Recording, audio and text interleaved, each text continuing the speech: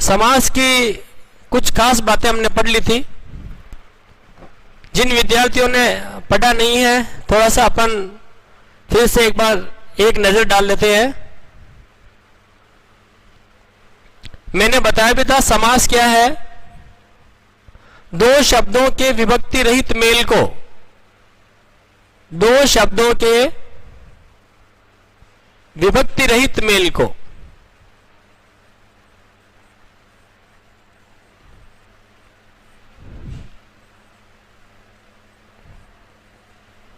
समास कहते हैं। दो शब्दों का मेल होगा, ध्यान रहे, जो मेल होगा वो होगा शब्दों का। शब्द दो ही नहीं, दो से अधिक भी हो सकते हैं।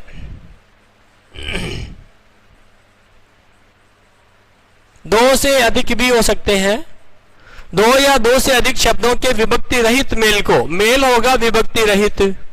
देखिए, जैसे मैं कहूं राजपुरुष, हम देखते हैं कि शब्द में,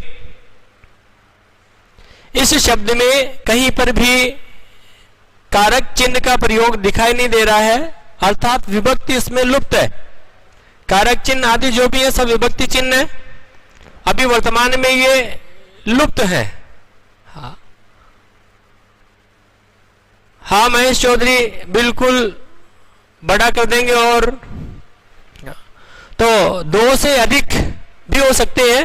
राजपुरुष, मैं कहूं राजा का पुरुष।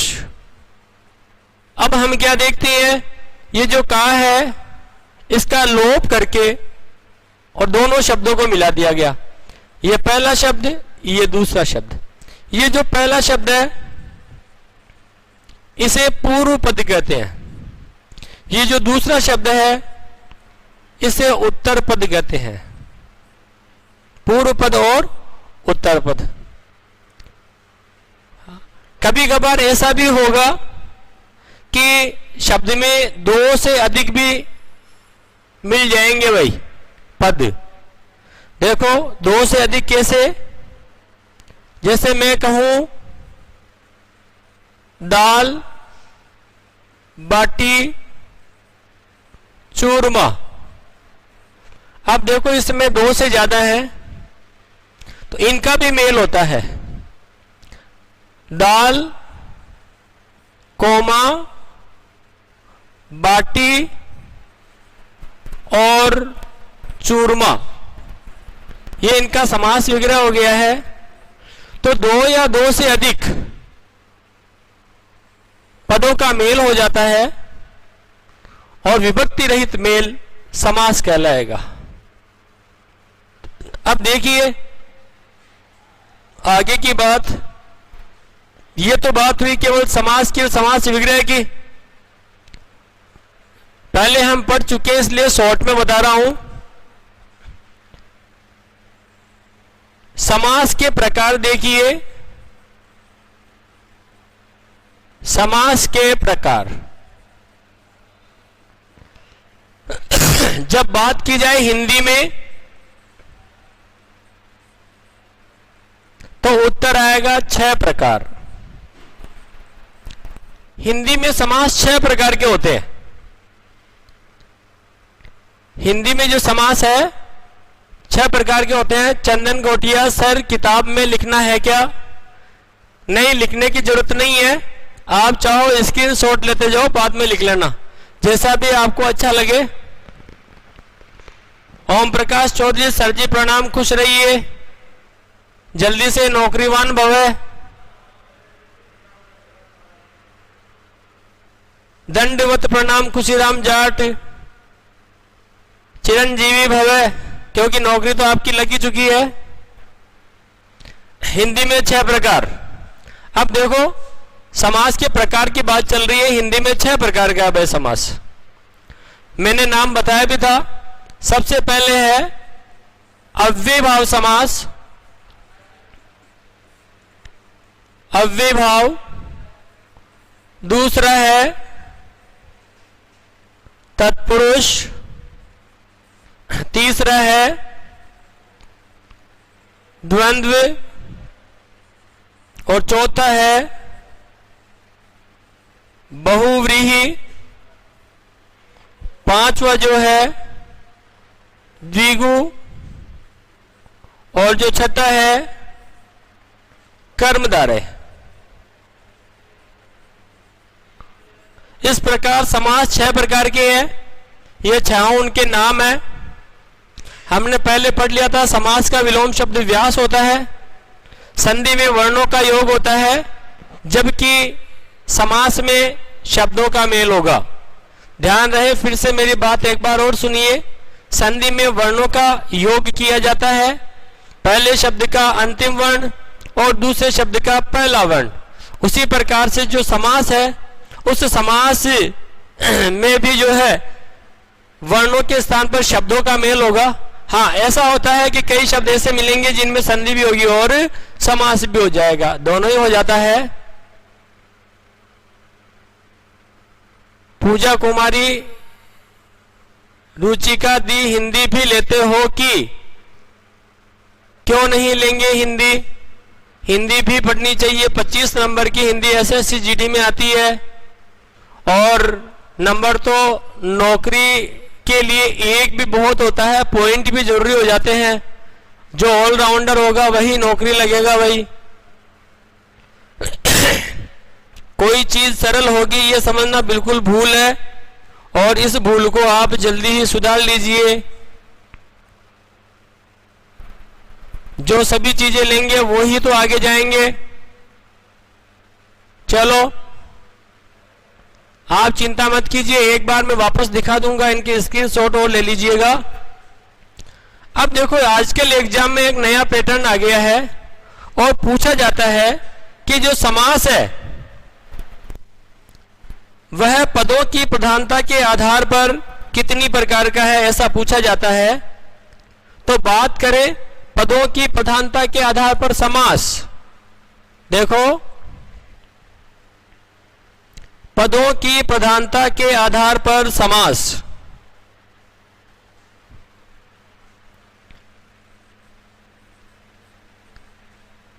पदों की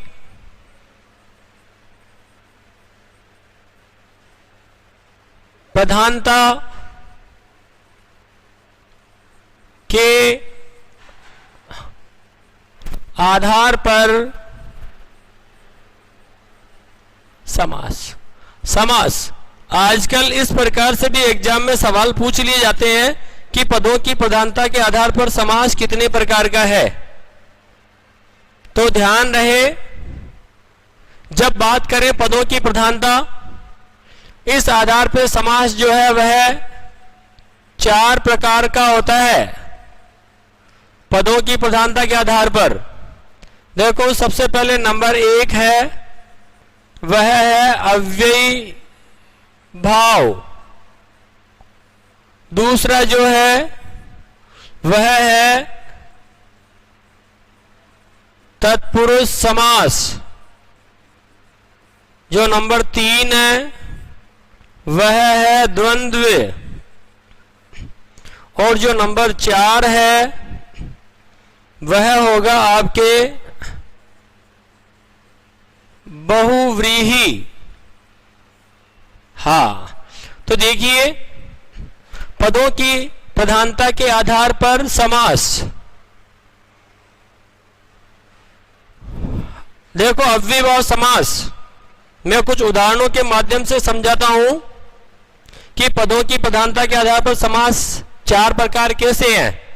जैसे मैंने लिखा यथाशक्ति, मैंने लिखा राजमाता, मैंने लिखा माता पिता, और मैंने लिखा दशानन। देखो, हम क्या देख रही हैं कि यथा और शक्ति 2 पद चल रहे हैं, एक तो यथा दूसरा शक्ति, एक राज और एक माता और एक पिता और एक दश और एक आनन। हम देख रहे हैं कि प्रत्येक में दो दो पद हैं। अब देखो देखने वाली बात क्या है, जैसे पहला है इसमें पहला पद प्रधान है,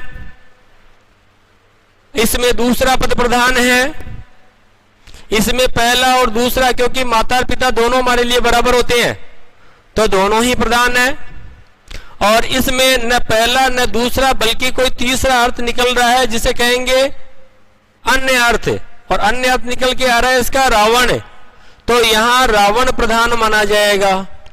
इस प्रकार से पदों की प्रधानता के आधार पर जो समास है वह 4 प्रकार का होता है। कितने प्रकार का? 4 प्रकार का होता है। अब देखो ये तो बात हुई हमारे समासों की। अब एक मुख्य बात और की, जो तत्पुरुष समास है ये 2 प्रकार का होता है, समानाधिकरण और व्यधिकरण। इनमें से ही एक समास जो है समानाधिकरण में ही कर्मधारय समास आता है, और कर्मधारय का जो है एक भेद द्विगु को माना गया है संस्कृत में, तो इसमें भी दूसरा पद प्रधान होता है, इसमें भी दूसरा पद ही प्रधान माना जाएगा। बात समझ में आ रही होगी आपके? तो यदि आपसे एग्जाम में पूछ ले कि पदों की प्रधानता के आधार पर समास कितने प्रकार का है, 4 प्रकार का है। अव्ययभाव समास, तत्पुरुष समास, द्वंद्व समास और बहुव्रीहि समास। कि सर कर्मधारय और द्विगु समास का क्या हुआ? तो कर्मधारय तत्पुरुष का भेद है और कर्मधारय का भेद द्विगु समास होता है। ये सब बात हमने पहले पढ़ ली थी। अब हम थोड़ा सा टॉपिक पर और आगे चलते हैं।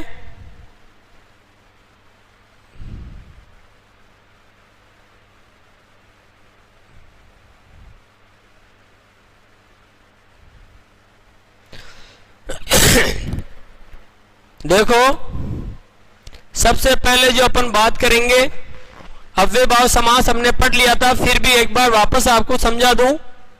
अव्ययभाव समास, अव्ययभाव समास देखो प्रथम पद प्रधान होगा इसका।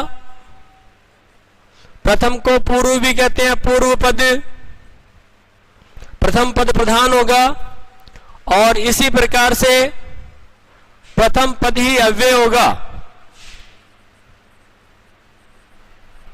प्रथम पद ही अव्यय भी होगा।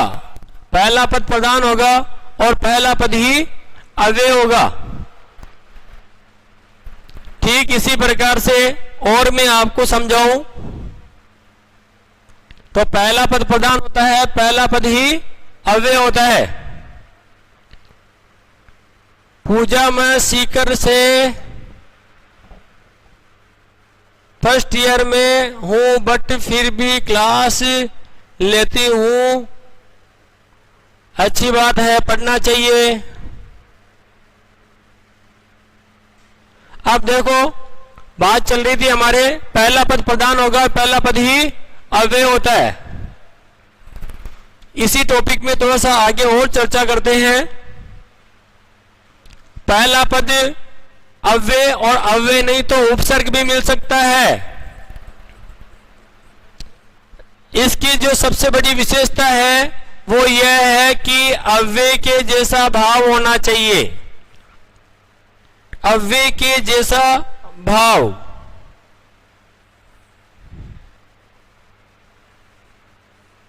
अव्यय के जैसा भाव। अव्यय शब्द वे होते हैं जो लिंग, वचन, काल आदि के आधार पर अपरिवर्तित रहते हैं। नहीं अब कर दिया ना, बदलो। देखो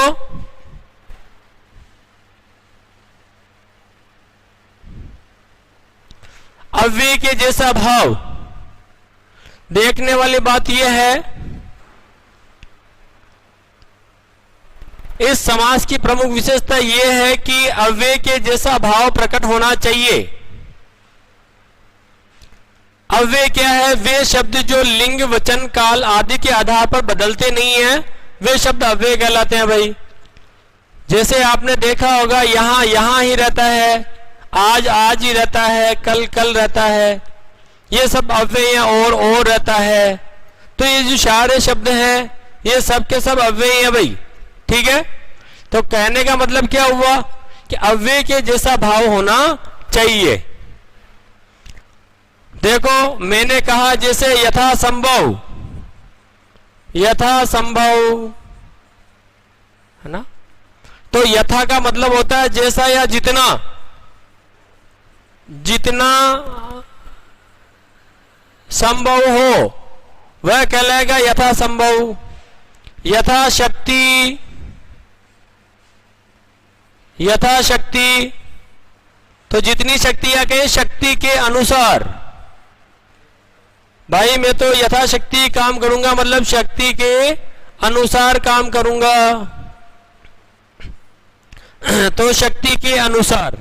तो हम देख रहे हैं कि यहां यथा जो है वो अव्यय है।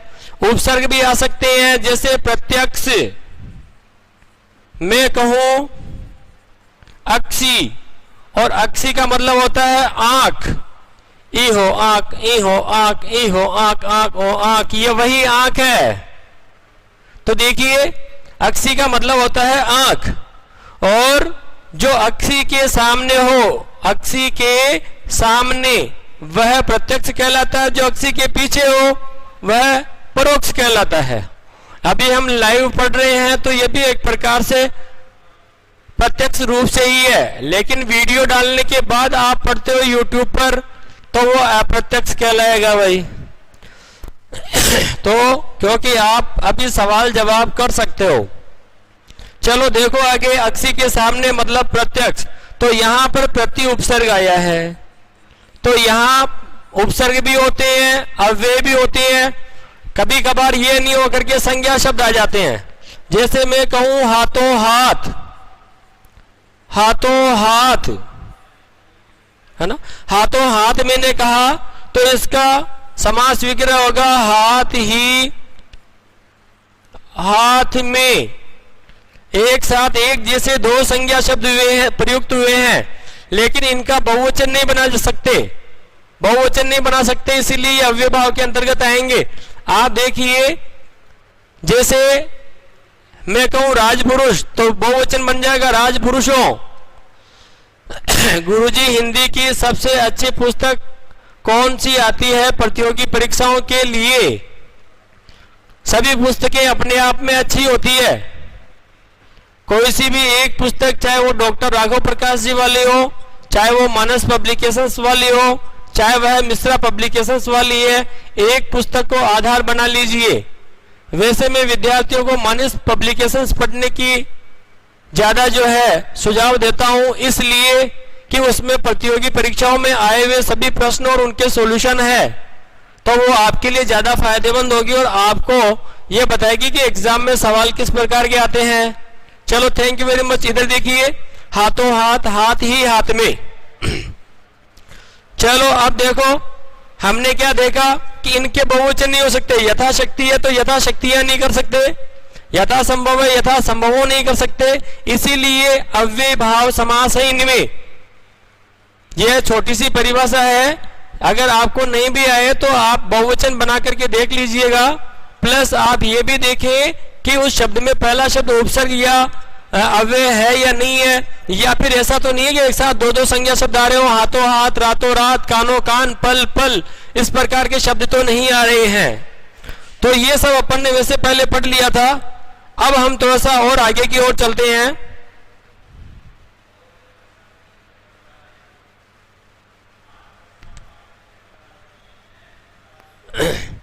कल हमने अव्यय भाव पढ़ लिया था और तत्पुरुष समास भी हमने पढ़ लिया था भाई। देखो जो विद्यार्थी पहली बार पढ़ रहे हैं उनके लिए, प्लस जो पुराने विद्यार्थी हैं उनका रिवीजन हो जाए, इसलिए वापस बता रहा हूं मैं। तत्पुरुष समास, तत्पुरुष समास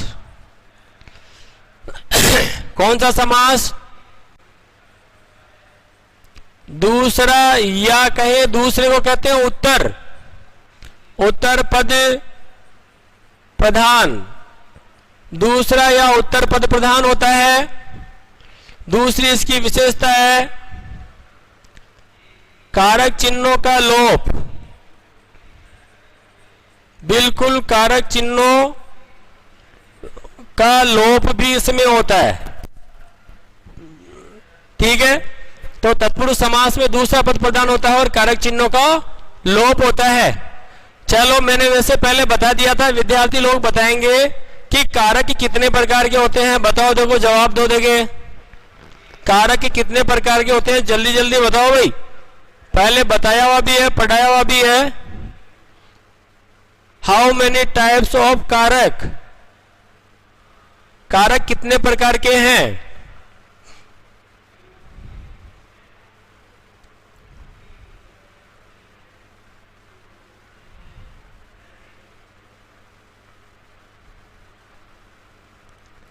वीडियो को ज्यादा से ज्यादा लाइक करें, शेयर करें और चैनल को सब्सक्राइब करें भाई।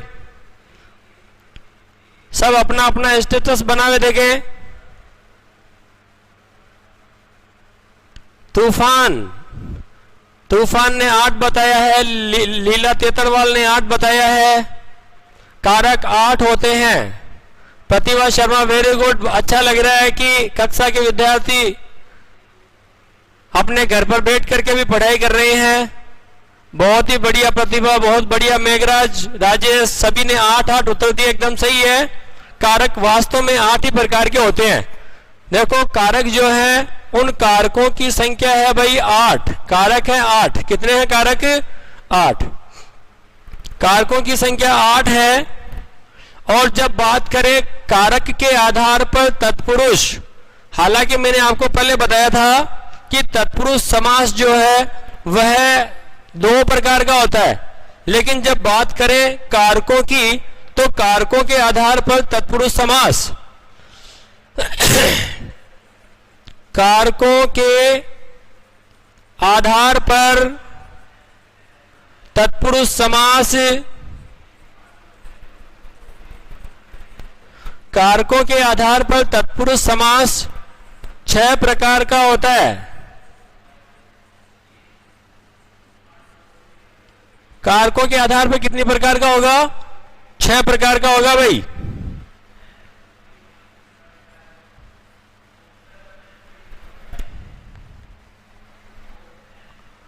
कारकों के आधार पर तत्पुरुष समास 6 प्रकार का होता है। अब देखो, मैंने बताया था कर्ता व संबोधन कारक को छोड़कर,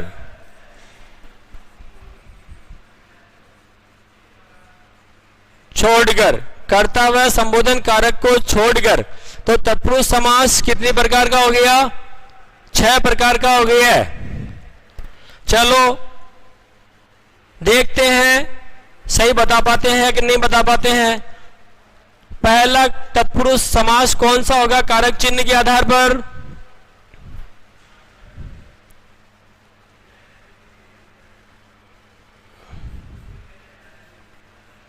कारक तत्पुरुष,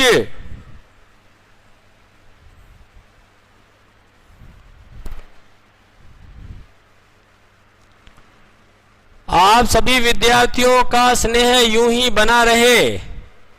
क्या बात है विजय जी, आपके चाहने वाले काफी दिखाई दे रहे हैं।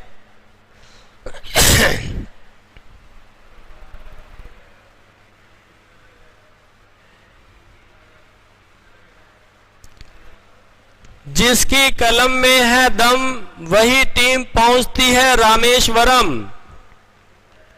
जिसकी कलम में है दम वही टीम पढ़ाने पहुंचती है रामेश्वरम। जय रामेश्वरम, विजय रामेश्वरम।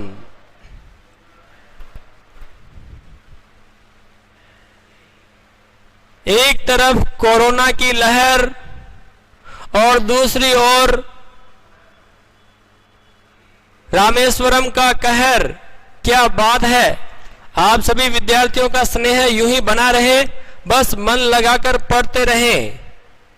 चलो अब देखते हैं फिर हम अगला टॉपिक, कारक तत्पुरुष। मैंने बताया 6 प्रकार, 6 प्रकार बताए मैंने।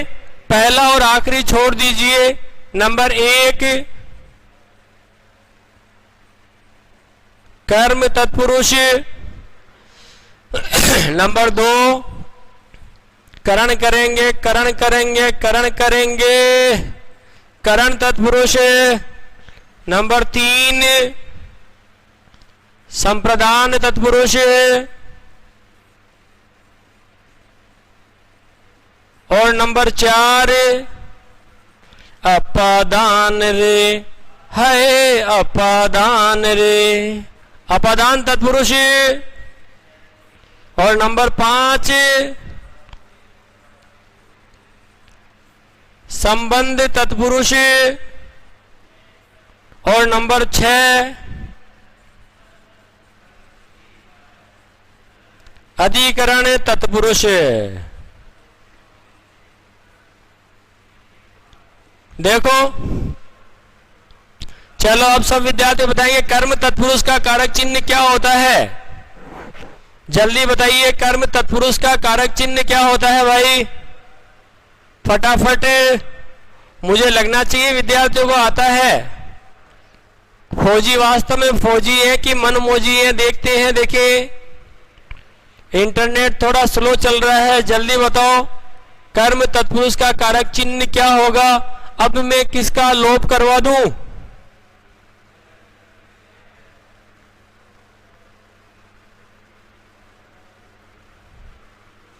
बताओ भाई, देखिए जल्दी जल्दी।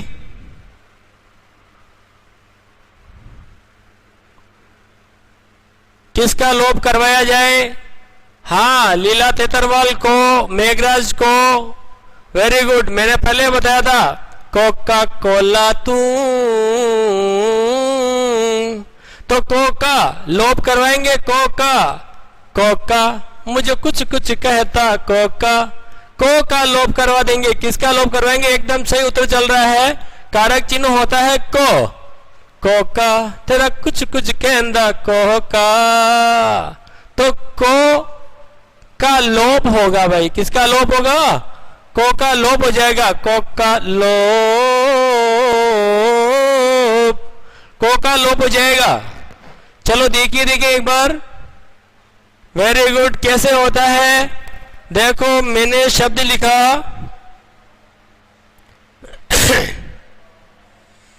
मैंने शब्द लिख दिया गगन चुंबी, गगन चुंबी। तो इसका जब समास विग्रह करूंगा तो निकलेगा गगन को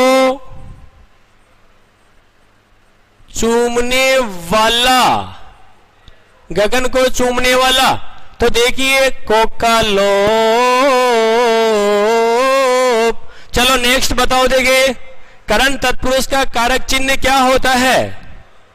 करण करेंगे करण करेंगे करण करेंगे, जल्दी से बता दीजिए।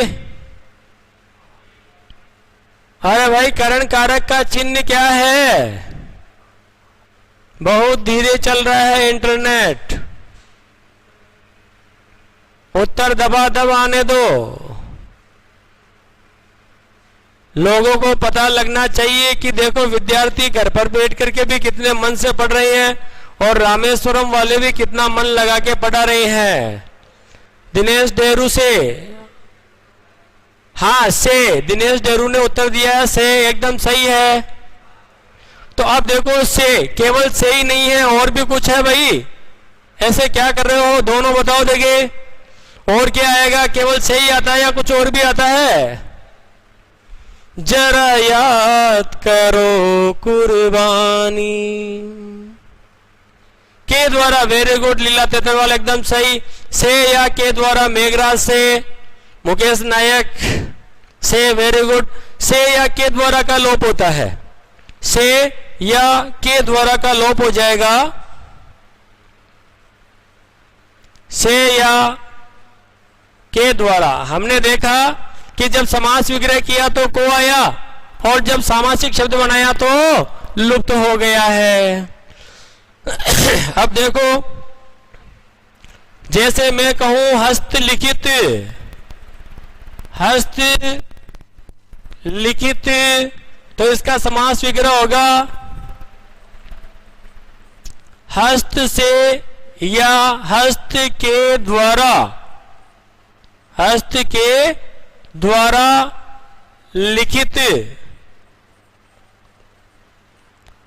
हस्त के द्वारा लिखित, यह हो गया हस्तलिखित। और देखिए,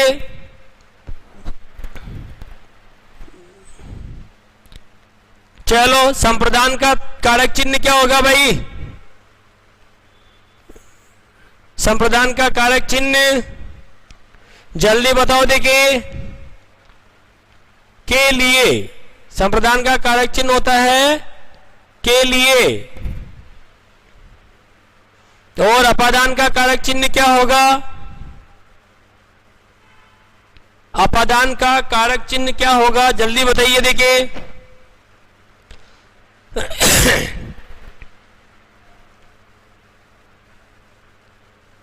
के लिए एकदम सही है। उसके बाद में अब आगे का बताओ। देखिए, अपादान का कारक चिन्ह, कर्ता ने कर्म को करण से या के द्वारा संप्रदान के लिए अपादान, अपादान का बताइए। देखिए, अपादान में क्या होगा? से अलग होना। Very good. से अलग होने के लिए या पृथक होने के लिए। ठीक इसी प्रकार से संबंध, अब आपको पता ही है संबंध में, संबंध किस किस में है भाई? कौन सा संबंध बहुत ज्यादा घनिष्ठ होता है? आपको पता है काका काकी का संबंध बहुत ज्यादा घनिष्ठ है। काको काकी के बगैर और काकी काका के बगैर रह कौन नहीं सके, तो का के की का लोप हो जाएगा, संबंध कारक में हो जाएगा का के की का लोप। चलो अधिकरण तत्पुरुष की बात करते हैं। लो आओ, देखिए भाई, अधिकरण तत्पुरुष बताओ। देखिए, अधिकरण तत्पुरुष में किसका लोप होने वाला है? अधिकरण तत्पुरुष में लोप किसका होने वाला है? जल्दी बताइए।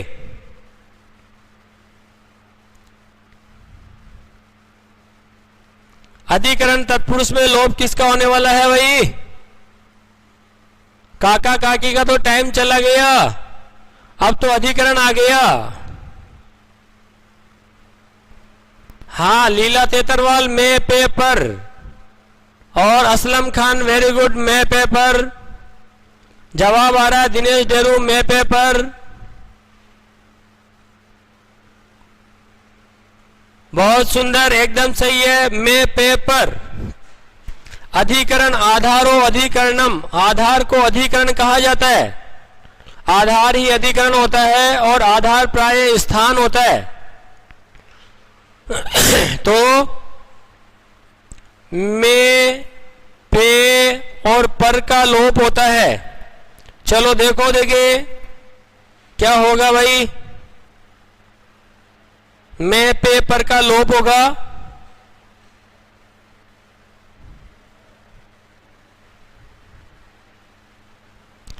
अब देखो संप्रदान का, जैसे मैं कहूं रसोई घर। देखो आपको एक चीज बता दूं, रसोई का मतलब होता है खाना। आज रसोई में क्या है? मतलब खाने में क्या है? रसोई घर। तो रसोई के लिए घर, किसके लिए भाई? रसोई के लिए घर कहलाएगा रसोई घर। रसोई के लिए घर, रसोई घर। तो हमने क्या देखा? के लिए का लोप हो गया यहां पर। अपादान, देश निकाला, देश से अलग कर दिया, अब देश में नहीं है भाई। देश निकाला मतलब देश से निकाला, देश से निकाला हो जाएगा, देश निकाला। संबंध तत्पुरुष का चिन्ह होता है काके की और रारेरी। तो देखो क्या होता है इसमें काका काकी वाले में। जैसे मैं कहूं राष्ट्रपिता, राष्ट्रपिता, तो राष्ट्र का पिता, हमने क्या देखा, का लोप चल रहा है, अधिकरण है, में पेपर का लोप हो जाता है, जलमग्न, तो हो जाएगा जल में मग्न। बिल्कुल। तो देखो हमने क्या देखा है, हमने देखा कि कभी को का लोप हो रहा है, कभी से या के द्वारा का, कभी के लिए का, कभी से का लोप हो रहा है, कभी का लोप हो रहा है, कभी में का लोप हो रहा है। इस प्रकार से कारक तत्पुरुष जो है वो 6 प्रकार का होता है और सभी कारक चिन्हों का लोप हो जाएगा। ये कारक चिन्हों का लोप कब हो जाएगा, जब समास विग्रह किया जाता है तब आ जाएंगे, जब समस्त पद बनाया जाएगा तब लोप हो जाएगा भाई। चलो अब नेक्स्ट जो भी है उसकी ओर चलते हैं अपन, आ जाओ देखें।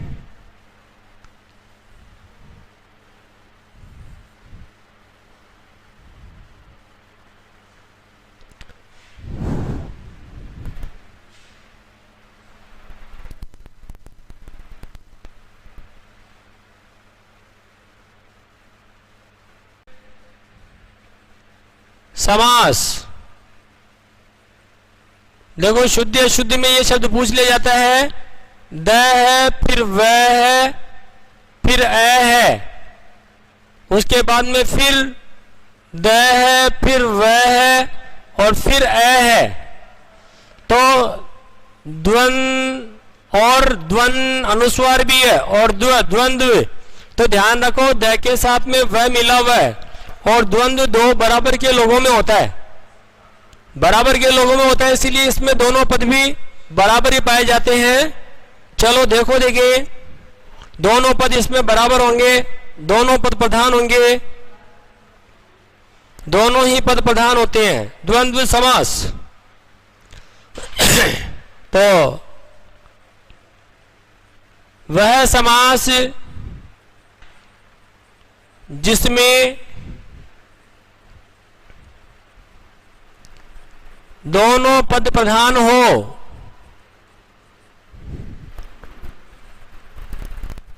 तथा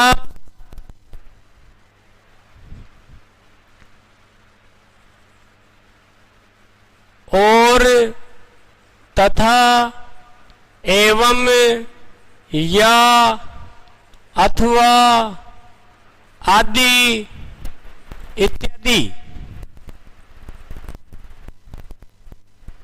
इत्यादि का लोप हो, तो वह समास जिसमें दोनों ही पद प्रधान होते हैं वह अव्ययभाव समास कहलाता है।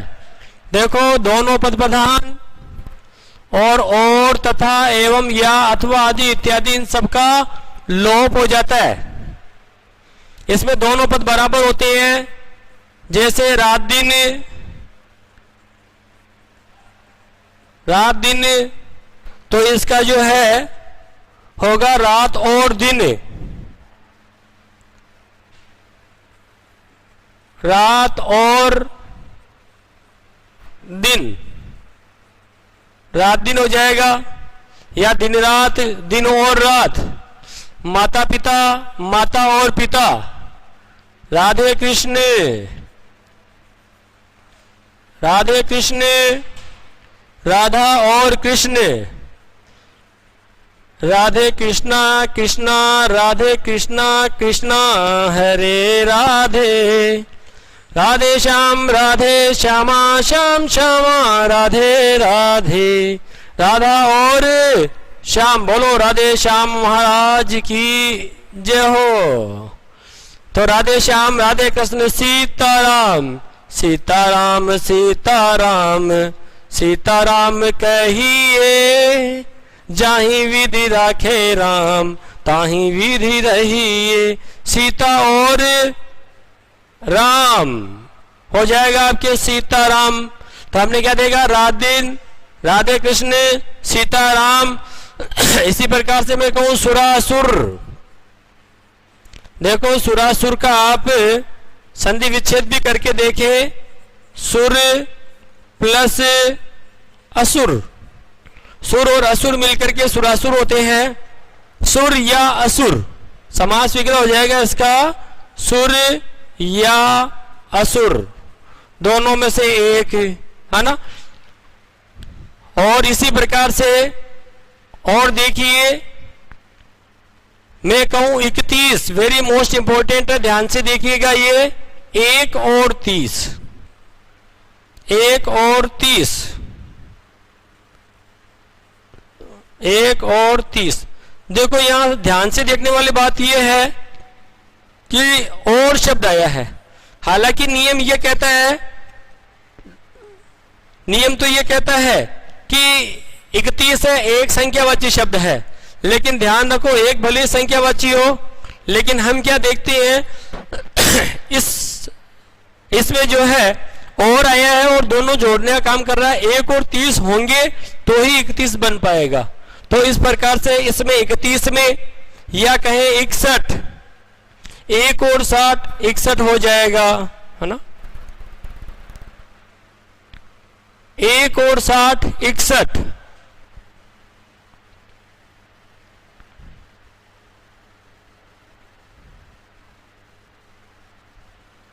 देखो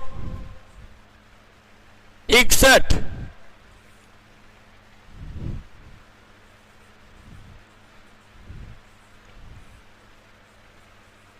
1 और 60, 1 और 60 जो है वो 61 होता है, ठीक है।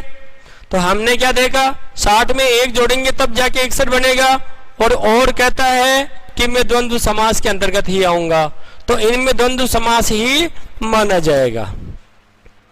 या अथवा का भी प्रयोग हो सकता है, जैसे घटबढ़, घटबढ़, तो घट या बढ़, या तो घटेगा या फिर बढ़ेगा। इसी प्रकार से नफा नुकसान, तो इसमें नफा या नुकसान, दोनों में से एक चीज होगी। जब दोनों में से एक हो तो या अथवा आदि लगा लिया जाता है, तो या अथवा वगैरह भी लगा लेते हैं। चलो देखो नेक्स्ट,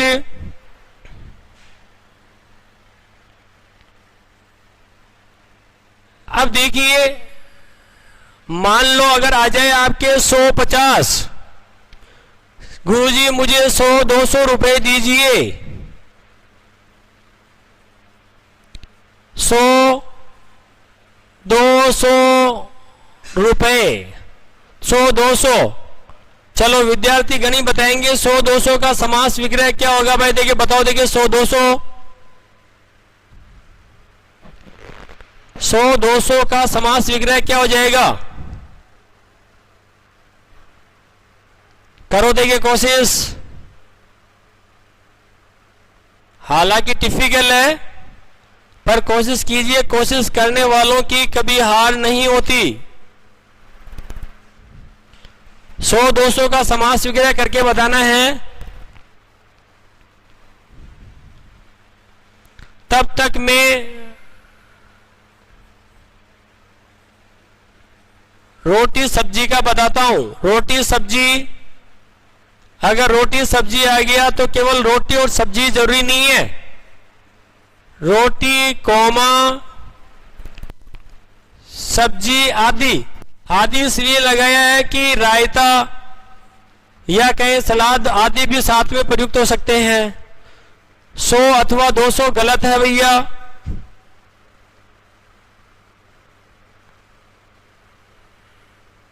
विजय पूनिया गलत है, 100 अथवा 200, और सोचिए 100 या 200 भी गलत है।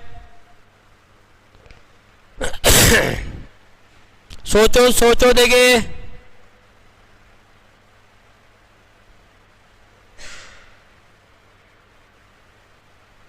खुशीराम 100 या 200 गलत।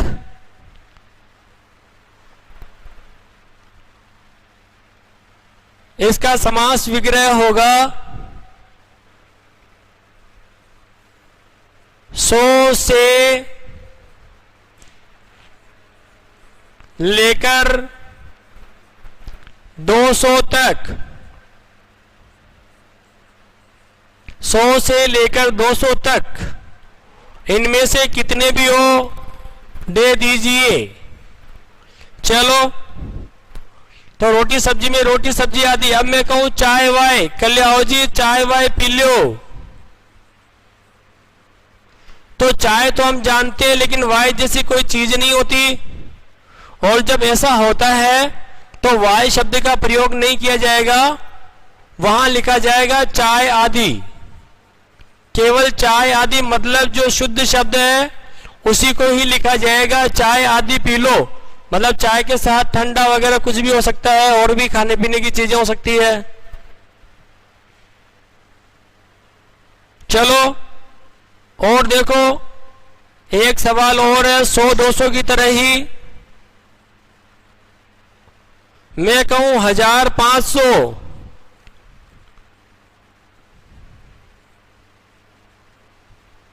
कि भाई साहब 1500 रुपए हो तो दो। 1500 बताओ क्या करोगे भाई? 1500 का समास विग्रह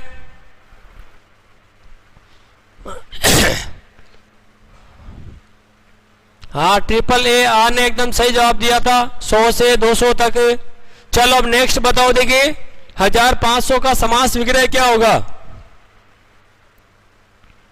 गिरते हैं सवारी ही मैदाने जंग में, वो तिज्म क्या गिरेंगे जो घुटनों के बल चला करते हैं। होना तो सही और गलत दोनों में से एक ही है, लेकिन जवाब आना चाहिए। है? टाइम हो गया?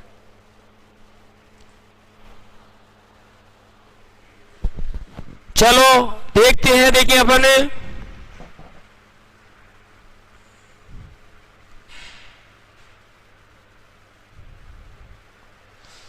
1500 का समास विग्रह क्या होगा भाई?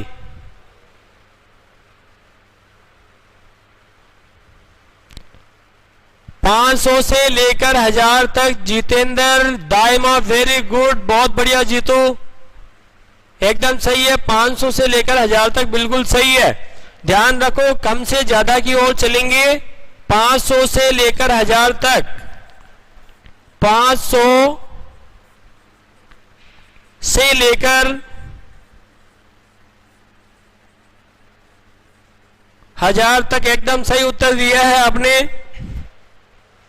तो इस प्रकार से हमने क्या देखा? हमने देखा कि आदि या इत्यादि का प्रयोग भी किया जाता है। हमने देखा कि आदि या इत्यादि का प्रयोग भी किया जाता है। देखो आदि इत्यादि का प्रयोग भी किया गया है, अथवा का प्रयोग भी किया गया है। अगर आदि या इत्यादि का प्रयोग किया जाए तो वहां पर जो समास होगा, इसके भी भेद होते हैं द्वंद्व समास के 3। हालांकि SSGD के लिए इतना पूछा नहीं जाता है, लेकिन ध्यान रखो कि आदि इत्यादि आए तो समझ लो समाहार। समाहार द्वंद्व है, क्योंकि समूह का बोध करवा रहा है। ये किसका बोध करवा रहा है? समूह का बोध, इसीलिए समाहार द्वंद्व माना जाएगा। समाहार द्वंद्व। और अगर विकल्प की बात आए कि 500 से लेकर 1000 तक में से कोई, तो यहां विकल्प पैदा हो गया, या तो 500 दे दो या 1000 तक में से कितने भी दे दो, तो ये कहलाता है विकल्पक द्वंद्व। विकल्पक द्वंद्व।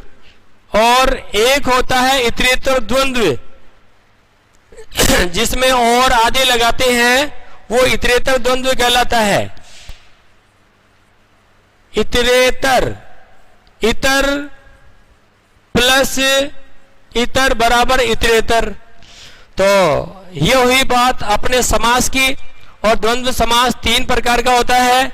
इतरेतर द्वंद्व मतलब दोनों ही पद प्रधान होंगे, जैसे राम श्याम तो राम और श्याम। इसी प्रकार से समाहार द्वंद्व में समूह की बात की जाएगी, रोटी सब्जी आदि। और विकल्पक में विकल्प दिया जाएगा कि दो में से एक, घट या बट, या तो घट या फिर बट, इस प्रकार से। Thank you very much. फिर मिलते हैं अगली क्लास में, तब तक के लिए अलविदा, नमस्कार।